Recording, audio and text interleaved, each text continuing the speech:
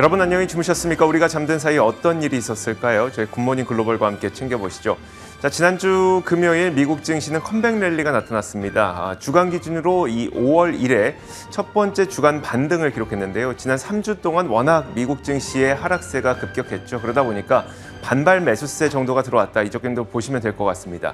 그 이유는 이렇습니다. 지난 6월 미시간대 소비자 심리지수가 50을 기록해서 사상 최저치를 기록했고요. 자, 지난 금요일에 몇 가지 지표만 보더라도 유가도 올랐고 금리도 올랐습니다. 그러다 보니까 시장의 우려 요인이 해소된 거는 없는 상태에서 시장이 올랐다. 결국 반발 매수세 정도로 보면 될 것 같은데, 자, 그럼에도 불구하고 시장 전반적인 매수세가 들어왔습니다. 그러면서 종목별로도 그리고 섹터별로도 다 같이 올라가는 모습이 보여서 S&P 500 지수를 구성하는 11개 섹터가 일제히 상승했고요. 다우 지수를 구성하고 있는 종목 30개 가운데 하락한 종목의 수가 단 2개밖에 되지 않을 정도로 종목별로도 다 같이 올랐습니다. 나스닥 지수도 마찬가지인데요. 나스닥 100 지수를 구성하는 100개 종목 가운데 하락한 종목은 루시드 그룹 하나인 이 나머지 99개 종목들이 다 같이 올라가는, 종목별로도 거의 모든 시장이 다 같이 올라가는 그런 모습을 보였습니다. 자, 그렇다면 이제 지난주를 마무리하면서 이번 주를 준비해 봐야 되겠죠. 자, 어떤 내용들이 있었는지 마감 시황부터 살펴보겠습니다. 최서영 캐스터입니다. 현지 시간 6월 24일 금요일장 마감 상황 전해드리겠습니다. 오랜만에 기분 좋은 상승장이었습니다. 덕분에 좋은 주말 보내셨을 것 같은데요. 장 초반부터 뉴욕 3대 지수 모두 플러스로 시작해서 큰 변동 없이 상승세로 마감했습니다. 다우가 2.68%, S&P 500이 3.06%, 나스닥이 3.34% 상승했는데요. 주간으로 살펴봐도 이번에는 큰 회복세 보였습니다. 4주 만에 반등에 성공하면서 드디어 약세장에서 탈출하는 모습 보여줬는데요.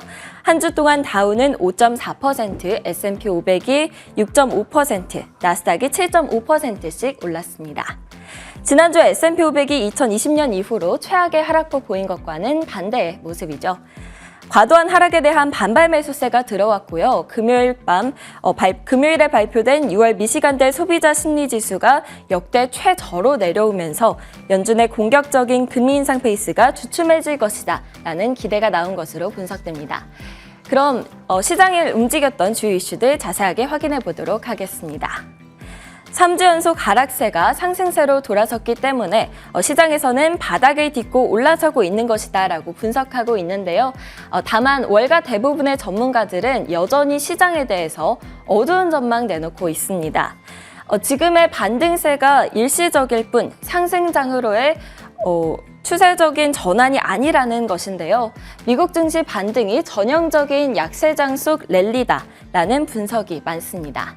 인플레이션이나 연준의 긴축, 경기 침체 우려 등 증시를 둘러싼 악재 중 해소된 요인이 아직 없기 때문입니다. 한 전문가는 지난 3거래일간의 반등이 극도의 과매도 환경 속 약세장 랠리였다라고 언급했는데요. 추가적인 반등이 있을 수는 있지만 약세 시나리오가 유효하다라고 보고 있다고 합니다. 다음 하락장은 침체 위험 증가와 기업 실적들이 하향 조정되는 것에 따를 것이라고 예상했습니다. 한편 강력한 매파적인 인물로 알려져 있는 분이죠. 제임스 블러드 연은 총재는 경기 침체 우려와 관련된 논의가 시기상조다라고 언급하면서 시장의 반응이 과도했다라고 말했는데요. 침체가 가능하기는 하지만 우려하는 정도의 침체는 아닐 것이다 라면서 시장의 우려를 잠재우기도 했습니다. 금요일에 발표된 경제 지표들도 시장에 영향을 줬습니다. 이날 소비자 태도 지수 그리고 장기 기대 인플레이션이 발표됐었는데요. 6월 미시간대 소비자 태도 지수는 50으로 전망치인 50.2를 하회하면서 사상 최저치를 기록했습니다. 이는 시장에 좋은 소식은 아니죠. 하지만 시장은 기대 인플레이션이 완화됐다라는 소식에 더 주목하는 모습이었습니다. 12개월 기대 인플레이션은 5.3%로 발표됐는데요. 이는 예비치인 5.4%에서 소폭 하락한 수치이고요. 전달의 수준을 유지한 것으로 보였습니다. 5년 기대 인플레이션은 3.1%로 예비치인 3.3%에서 하락했습니다. 장기 인플레이션 기대치가 예비치보다 낮아지면서 인플레이션에 대한 우려감이 다소 누그러졌습니다. 금요일에는 5월 신규 주택 판매도 발표됐는데요. 5개월 만에 증가세로 돌아섰다라고 합니다. 미 상무부는 이날 5월 신규 주택 판매가 전월 대비 10.7% 증가한 69만 6천 채로 집계됐다라고 발표했는데요. 이는 월스트리트저널의 전문가 예상치인 68만 7천 채를 웃도는 수치입니다. 그동안 주택시장이 금리 상승으로 인해서 둔화됐던 모습을 보였던 것과는 다른 흐름을 보인 것이죠. 이번에는 히트맵 열어서 섹터와 종목별 흐름 확인해 보겠습니다. 모든 11개 섹터가 상승하면서 히트맵이 전체적으로 파란불 켜고 있습니다. 소비재 섹터, 금융 섹터, 원자재, 기술 섹터 모두 3%대로 상승했고요. 색깔만 보셔도 아시겠지만 대장주들 대부분 3% 이상씩 상승했습니다. 마이크로소프트가 3.42%, 애플이 2.45%, 구글이 5.2%, 아마존이 3.58% 올랐는데요. 먼저 마이크로소프트 소식부터 확인해 보겠습니다. 시티가 마이크로소프트를 탑픽, 즉 최선호 종목으로 지정했습니다. 투자 등급은 매수로 설정했고요. 목표 주가는 364달러로 설정했었는데요. 이는 전일 종가 대비 40%나 높은 수준입니다. 시티는 마이크로소프트와 같은 소프트웨어 종목들이 올해 초부터 강한 매도세를 겪었다면서 평가절하가 대부분 끝났다고 평가했습니다. 다른 소프트웨어 종목들 어도비가 약 3%, 오라클이 약 4.5% 올랐습니다. 반도체주들도 흐름 좋았습니다. 엔비디아가 5% 넘게 올랐고요. 인텔과 퀄컴, AMD 각각 3%, 4%, 5%씩 올랐습니다. 메타가 7% 넘게 급등했고요. 많은 분들이 보유하고 계신 테슬라도 모건 스탠리와 크레디트 스위스가 일제히 목표가를 하향 조정했음에도 불구하고 4.5% 올랐습니다. 금융 섹터도 파란불 켜고 있습니다. 웰스파고 주가는 7.6% 급등했는데요. 미국의 은행들이 연준의 스트레스 테스트를 통과하면서 심각한 불황을 견뎌낼 강력한 자본을 보유하고 있음이 증명됐기 때문입니다. 이에 캐피탈원 역시 5.6% 상승했습니다. 여행, 그중에서도 크루즈 관련주들의 흐름 이날 좋았는데요.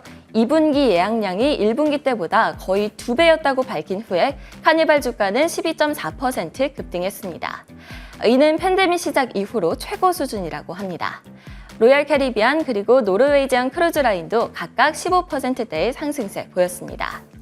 미국의 물류운송 기업이죠. 페덱스의 주가는 낙관적인 연간 실적 전망 내놓으면서 7.2% 올랐습니다. 다음은 상품 선물 시장 확인해 보겠습니다. 국제유가는 상승했습니다. 금요일에 공급 문제로 거의 3달러 이상 상승했었는데요. 금리 인상이 글로벌 경기 침체를 이끌 수 있다라는 우려감으로 두 번째 주간 하락세를 기록하긴 했습니다. 하지만 러시아 우크라이나 전쟁으로 공급이 타이트해진 가운데 수요는 코로나19 팬데믹에서 벗어나면서 점차 회복하기 때문에 하락세는 제한적일 것이라는 분석이 나오고 있습니다. 때문에 국제유가 약 107달러 선에서 거래되고 있습니다. 오늘은 월요일이니까요. 주요 일정들 역시 정리해드리도록 하겠습니다. 이번 주에는 연준 위원들의 발언이 많습니다. 월요일부터 수요일까지 연준 위원들의 발언이 있을 예정인데요. 특히 매파적인 인물로 잘 알려진 제임스 블러드 그리고 로레타 메스터 연은 총재의 발언이 수요일에 예정돼 있습니다.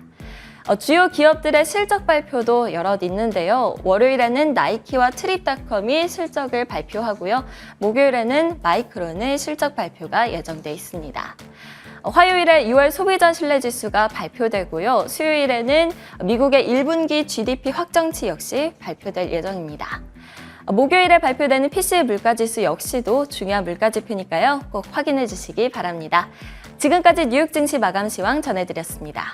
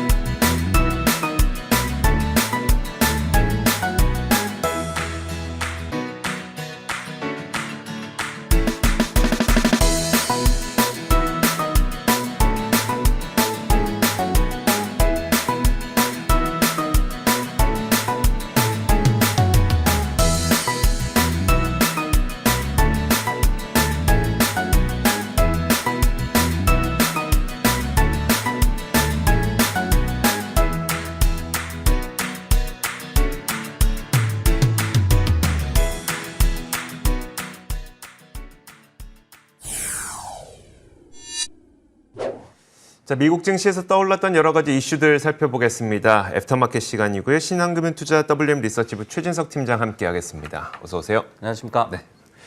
자, 첫 번째 키워드부터 한번 보도록 하죠. 첫 번째 키워드 공개합니다. 바로 가까스로 세이프라는 키워드인데 뭐 세이프 되면 가까스로 하든 여유를 갖고 하든 똑같이 좋긴 좋아요. 어떤 내용일까요? 네, 지금 이제 미국 증시도 그렇고 글로벌적으로 최대 화두가 과연 미국 경제에 침체가 오느냐 마느냐지 않겠습니까? 네. 근데 이제 일단은 IMF의 진단은 가까스로 세이프, 그러니까 경기 침체를 피한다 쪽으로 나왔습니다. 지난 이 금요일이었죠. IMF가 미국의 올해 경제 성장률 전망치를 지난 4월에 제시했던 3.7%에서 2.9%로 하향 조정을 했고요. 내년 역시도 2.3에서 1.7%로 하향 조정을 했습니다. 그러면서 별도 성명을 통해서 미국 경제가 올해와 내년에 성장세가 둔화하겠지만은 가까스로 침체는 피할 것으로 예상한다라고 분석을 했습니다. 다만 이제 자신들도 확신은 하지 못한다라고 덧붙였는데요. 현재 상황과 관련한 불확실성은 충분히 인지하고 있다라고 얘기를 하면서 그 악재가 더 길게 지속이 되거나 아니면은 경제와 관련해서 새로운 악재가 나올 경우에 단기 이 경기 침체로 나아갈 가능성도 배제할 수 없다라고 분석을 했습니다. 사실 여러 국제 기구들도 경제 성장률 전망치를 내놓죠. 얼마 전에는 이제 세계은행과 OECD에서도 하향 조정을 했었는데 이번에는 IMF에서도 하향 조정은 했습니다만 그래도 침체는 좀 가까스로 피할 것 같다라는 IMF의 진단이 있었다는 거예요. 자, 그런데 이제 말씀하셨던 것처럼 침체가 오느냐 안 오느냐 이것보다 더 중요한 거는 그러면 상황이 이렇게 됐을 때 투자 전략과 관련해서는 어떤 이야기들이 나오고 있는지 이 부분이 더 중요할 것 같거든요. 네, 이제 최근에 뭐 골드만삭스라든지 아니면은 UBS 또 시티그룹 등이 일제히 좀 미국 경제에 대한 침체 확률을 올렸죠. 전망치를 좀 상향 조정을 했는데 침체 오느냐도 뭐 굉장히 중요합니다. 왜냐하면은 지금 우리가 얘기하고 있는 경기 침체가 물론 이제 과거 대비해서 좀 마일드하고 좀 길게 이어질 것이다 이렇게 나오고는 있지만은 지난 1970년대와 같은 스태그플레이션이 우려되기 때문이죠. 하지만은 그보다 중요한 거는 일단은 인플레이션이 빨리 잡히는 것이다라고 좀 시장에서 보고 있는 것 같고요. 연준의 이제 정책 주안점도 당연히 그쪽으로 좀 쏠리고 있는 그런 상황입니다. 왜냐면은 최근에 이제 인플레이션이냐 아니면은 침체냐 뭐가 더 낫냐라는 그런 갑론을박이 월가에서 좀 많은데 일단은 인플레이션을 잡는 것이 더욱더 시급하다라는 쪽으로 의견이 모아지고 있고요. IMF 총재 같은 경우에도 미국의 경기 둔화가 미칠 글로벌 경제에 대한 영향에도 불구하고 인플레이션 억제가 최우선 과제다. 그러면서 침체는 어떤 이 과정에서 필요한 대가라고 또 표현을 하기도 했습니다. 그러면 이제 이런 상황에서 투자 전략에 좀 변화가 필요하느냐 이 부분을 좀 반영을 해봤을 때 침체 공포를 반영해서 최근에 국제유가가 좀 하락을 하고 있어요. 그러면서 주요 정유사들의 주가가 고점 대비해서는 약 한 1에서 20% 오히려 좀 하락한 그런 상황인데 이것과 관련해서 최근에 좀 온도차가 감지가 되고 있습니다. 예를 들어서 시티그룹 같은 경우에 지난주 금요일에 마라톤 오일이라든지 헤스, 컨티넨탈 리소시스, 코테라 에너지 등의 그러니까 뭐 정유사도 포함이 돼 있고 유전 서비스 기업도 포함이 돼 있고 에너지 기업 전반에 대해서 매수해서 중립으로 투자 의견을 하향 조정을 했거든요. 그러면서 경제적인 리스크가 어떤 유가의 악재가 될 수가 있다라고 얘기를 했기 때문에 이런 부분들을 저희가 또 투자 전략에도 좀 반영하는 것도 필요할 것 같습니다. 네, 알겠습니다.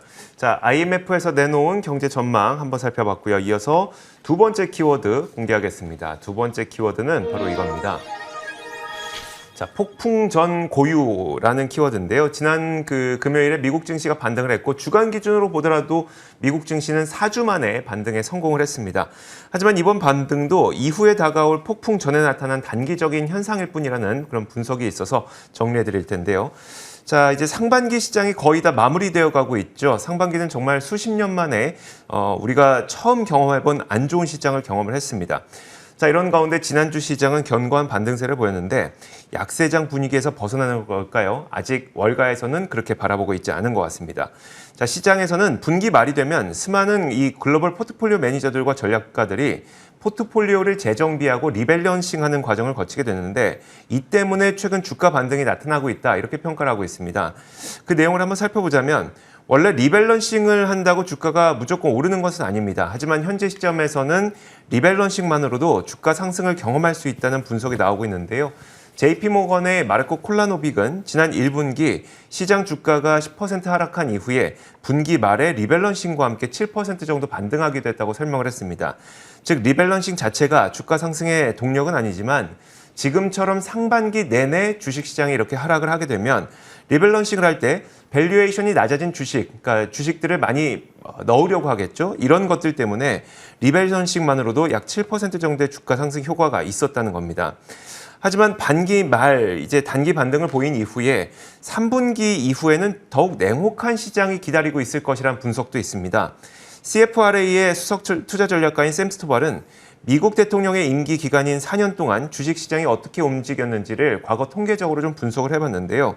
자, 2차 세계대전 이후 조사한 결과인데 올해처럼 임기 2년차 2분기에는 통상적으로 S&P 500 지수가 평균 1.9% 하락한 이후에 3분기에도 0.5% 추가로 더 하락한 것으로 나타났습니다.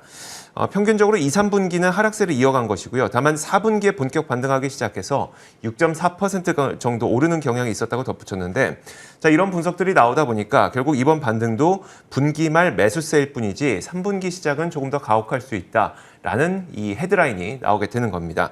자, 그렇다면 그 지난주 반등이 사실 우리도 반가웠었거든요. 하지만 이게 여전히 데드캣 바운스일지 월가의 시각은 어떨까요? 물론 뭐 예단하기는 힘듭니다. 지금부터 갑자기 이제 쭉쭉 올라가면서 상승으로 전환을 할 수도 있는 노릇인데 하지만 이제 전반적인 좀 분위기를 보면은 아직까지 좀 안심하긴 일러 보인다. 이렇게 좀 얘기가 나오고 있는 것 같습니다. 왜냐면은 특히 이제 미국 증시의 예를 들어서 얘기를 드릴게요. 우리가 얘기하는 백기투항, 캐피큘레이션의 단계에 아직 진입하지 못했기 때문이다라고 월가의 전문가들이 좀 공통적으로 얘기를 하고 있는데요.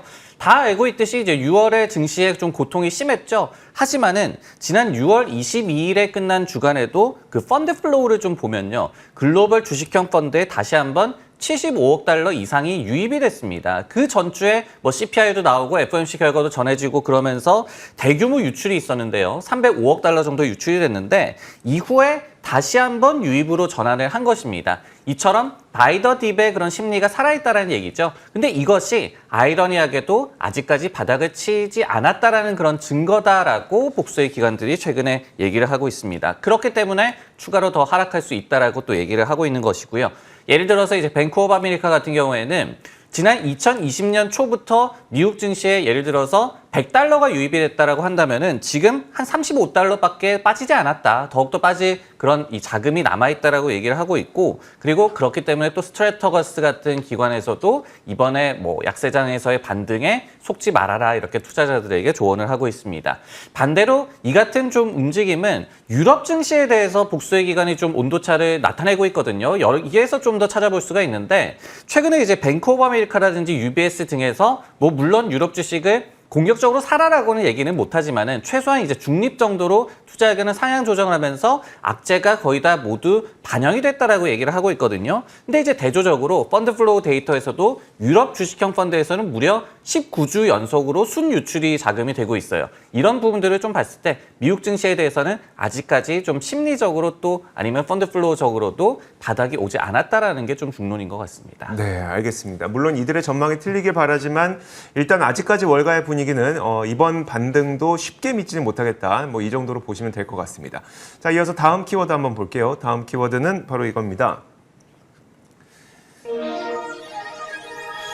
이번엔 진짜라는 키워드인데 사실 지금 크루즈 관련주들 이야기를 해주실 것 같아요. 네. 뭐 항공주도 마찬가지고 크루즈 관련주도 마찬가지고 뭐 반등해서 이번엔 오르나 하지만 아직까지는 계속 실망을 만들어 왔었죠. 이번엔 어떨까요? 네. 뭐 시장 전체도 그렇고 이제는 뭐 좀 오르면은 이게 진짜일까 이렇게 좀 그러니까요. 의심부터 하게 되는 것 같아요. 네. 근데 이제 미국 증시에 투자하시는 분들 뭐 해외도 그렇고 국내도 그렇고 굉장히 애를 태우고 있었던 세부 섹터가 있죠. 바로 이제 크루즈 관련주인데요.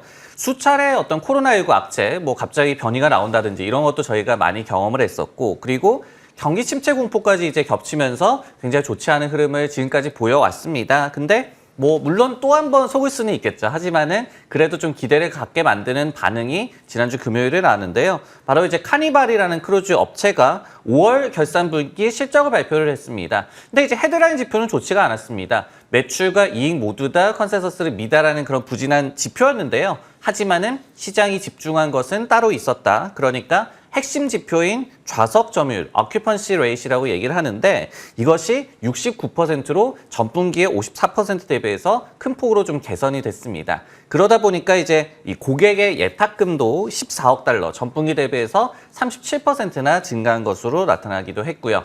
경영진에서는 가용 자원의 90% 이상을 가동 중이다라고 이 낙관론을 내비쳤고요. 그러면서 주가가 지난주 금요일에 무려 12%나 급등을 했습니다. 와, 자 그렇다면 물론 이게 굉장히 아직까지 못 믿을 수도 있겠지만 실제로 사람들이 크루즈 선사를 이용하려는 사람들이 많아지고 있다는 거니까 좀 정말 크루즈 선사들이 다시 한번 날아갈 수 있을까 싶은데 앞으로 좀 우리가 미리 생각해두면 좋을 만한 잠재적인 악재 요인들 이런 건 어떤 게 있을까요? 네, 일단은 뭐 긍정적인 쪽으로 생각을 할 수밖에 없겠죠. 왜냐하면 이제 코로나19 팬데믹 이후에 최대의 어떤 예약 수요가 이 카니발 층에서는 나왔고 그러면서 이제 본격적으로 돈을 버는 구간, 이 현금을 태우는 구간이 아니라 돈을 버는 구간에 이제 진입을 했다라는 점에서 본격적인 실적 개선 그리고 주가 반등을 좀 기대해 볼 만하다. 이렇게 시장에서도 여기고 있는 것 같은데요. 하지만 이제 미리 생각해 볼 한 두 가지 잠재적인 악재에 대해서 좀 말씀을 드리도록 하겠습니다. 첫 번째로 지금 이제 시장 전체의 화두인 경기 침체는 당연히 크루즈 선사에게도 악재다. 이 부분을 좀 기억을 해야 될 것 같아요. 침체인데 누가 뭐 크루즈 여행을 가겠습니까? 그러니까요. 그러다 보니까 최근에도 어떤 경기 침체 공포가 불어닥쳤을 때 시장 내에서 크루즈 선사 관련주들이 일제히 좀 변동성이 심했던 그런 경험이 있거든요. 이런 부분을 계속해서 좀 주의를 해야 될 것 같고 두 번째는 이제 규제 이슈인데요. 지난 6월 초의 보도에 따르면은 주요 선사들이 새로운 환경 규제를 완화하기 위한 로비 노력을 좀 많이 했었는데 이것이 수포로 돌아갔다라는 그런 내용이 나와 있습니다. 예를 들어서 이제 카니발 같은 경우에도 오는 2030년까지 탄소 배출의 40%를 감축하는 것을 목표로 하고 있고 다른 이제 크루즈 선사 업체들은 오히려 또 탄소 제로를 또 목표로 하고 있거든요. 이런 부분들이 어떤 매도의 핑계가 될 가능성을 저희가 또 염두를 하고 뭐 실적 개선, 주가 반등을 기대하면서도 잠재적인 악재도 좀 잘 살펴야 될 것 같습니다. 알겠습니다. 자 이렇게 세 번째 키워드까지 살펴봤습니다. 이어서 네 번째 키워드 보겠습니다. 자 마지막 키워드는 바로 이겁니다. 엄지척인데요. 아마 뉴스들 다들 보셨을 텐데 연준이 1년에 한 번씩 시행하는 스트레스 테스트에서 미국 금융기관들이 대부분 엄지척을 받았습니다. 모든 그 33개 금융기관이 이 스트레스 테스트를 통과했다는 소식인데 자, 연준이 1년에 한 번씩 실시하는 스트레스 테스트 결과 33개 대형은행이 모두 통과했죠. 자, 이번에 설정된 조건은 2021년, 그러니까 작년 당시보다도 더욱 가혹한 조건이었습니다. 실업률이 10%에 달하고 그리고 주가가 55%나 급락하면서 상업용 부동산 가격이 40% 급락하는 등 자산 가치가 급격하게 하락하는 조건을 설정을 했는데 그럼에도 불구하고 모든 은행들이 견뎌낼 수 있다는 결과가 나왔습니다. 쉽게 말해서 심각한 경기 침체 상황이 오더라도 미국의 금융 시스템은 견딜 수 있다는 결과가 나온 것이죠. 자, 이렇게 좋은 결과가 나오긴 했습니다만 일부 금융기업들은 자사주 매입을 줄여야 할 수도 있다는 그런 분석이 나왔습니다. 모건 스탠리는 이날 발표된 스트레스 테스트 결과를 자세하게 분석한 결과 JP모건이라든지 뱅크 오브 아메리카 그리고 시티그룹 이런 그룹들은 배당을 유지하되 자사주 매입을 줄여야 할 수도 있다고 지적을 했습니다. 쉽게 말하면 심각한 경기 침체가 발생해서 손실이 나더라도 최소 자본금 기준을 충족하기 때문에 견딜 수는 있지만 은행별로 버퍼가 얼마 남아있는지를 계산을 해보니까 이 기업들은 자사주 매입을 줄여야 될 수도 있다. 이 정도로 이해하시면 될 것 같은데요. 자, 금융 섹터에 대한 베테랑 애널리스트인 마이크 메이오 역시 비슷한 평가를 내렸습니다. 자, 이 세 개의 금융기업들은 자본 요건을 강화할 필요성이 있기 때문에 자사주 매입 감소로 이어질 수 있다고 평가했습니다.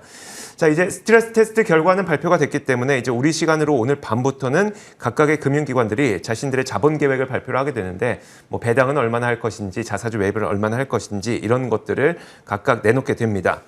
일단 테스트를 통과한 거는 상당히 긍정적으로 보이긴 하지만 이 반면에 자사주 매입 축소 가능성은 또 기업들에게 상당히 주가 측면에서도 부정적일 것 같거든요. 금융주 지금 투자해도 될까? 월가의 시각은 어떨까요? 금융주는 뭐 상황이 좋지가 않습니다. 뭐 금리가 오르고는 있지만은 장단기 금리 차가 이제 축소가 되고 있기 때문에 예대마진 측면에서 좋을 것이 없고 그리고 경기 침체 우려는 당연히 뭐 은행에도 좋을 리가 없고 그리고 그러다 보니까 매크로 불확실성을 빌미로 해가지고 대손 충당금 이슈도 좀 있겠고 이런 부분들을 좀 감안해야 될 것 같고요. 그리고 이제 스트레스 테스트 결과에 따라서 주주 환원을 축소할 가능성이 있다는 점도 좀 부정적인 이슈다라고 보여집니다. 특히 이제 복수의 기관에서 공통적으로 뱅크 오브 아메리카, 시티그룹, JP모건을 좀 지목을 하고 있는데요. 예를 들어서 에버코어 같은 경우에 지역은행이나 신탁은행 그리고 브로커리지 회사의 상황은 좋다. 근데 일반 은행이나 카드사는 좀 어려울 것이다라고 얘기를 했거든요. 뭐 JP모건, 시티그룹, 뱅크 오브 아메리카가 여기에 좀 해당이 된다라고 보여지고 또 이제 제프리스도 비슷한 이유로 세 개사가 대규모로 이제 자사주 매입을 보류할 것으로 예상한다라고 또 제시를 했기 때문에 일단은 뭐 나와봐야 알겠지만은 주주환원 축소 관련해서 좀 가능성은 이 섹터 전체에도 좀 좋지 않은 영향을 줄 것 같다. 이렇게 좀 보여집니다. 네, 알겠습니다. 자, 이렇게 지난 금요일과 주말 사이에 어떤 일들이 있었는지 살펴봤습니다. 애프터마켓이었고요. 신한금융투자 WM 리서치부 최진석 팀장과 함께 이야기 나눠봤습니다. 고맙습니다.